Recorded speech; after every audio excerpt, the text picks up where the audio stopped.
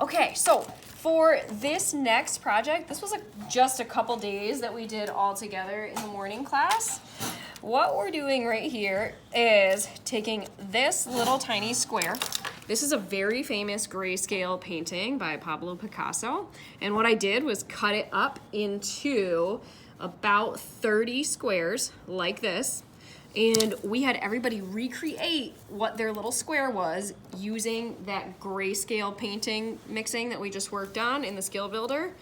So to repaint what's here into here.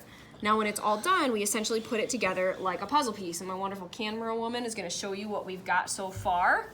Probably looks a little bit funky because it's not done, but also it's a Pablo Picasso, so it's going to look really funky anyways.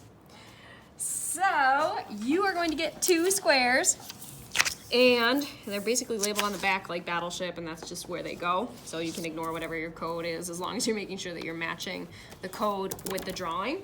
So we are going to go through and essentially match the grays that you've got right here. So I'm gonna look through here, and okay, I can tell these right here, these are black. So I'm just gonna take my black paint and go through, get everything that is 100% black on here.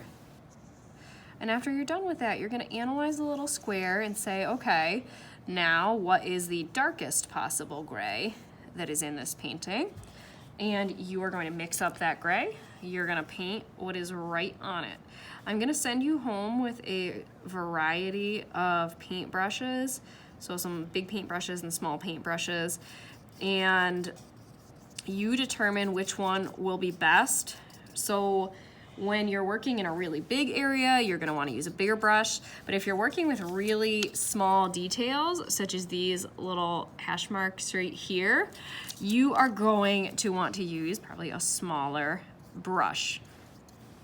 So you're the person that's gotta make that judgment call.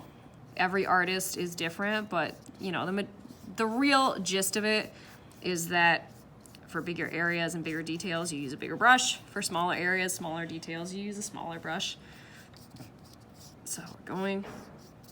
All right, I'm gonna skip the other 2 parts of the black, but if I'm looking at this, so I see that right here, I have a pretty dark gray, as do I up here in this little triangle.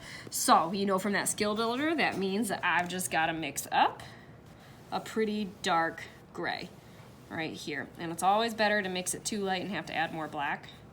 All right, because I'm seeing that that's not dark enough. So I'm gonna keep on adding, keeping on adding. By the way, the paints that I'm sending home with you, if it takes you a little while to get to this activity and you found the paints are dry, they are tempera, which means they're water-based. So you can just add a little bit of water and mix them in together and it'll be totally fine. They'll rehydrate and you're good to go. All right, so now I'm taking that darker gray color, going through on all these super dark gray spots. So I want you to do the absolute best you can, and I look forward to putting your squares onto our collaborative masterpiece.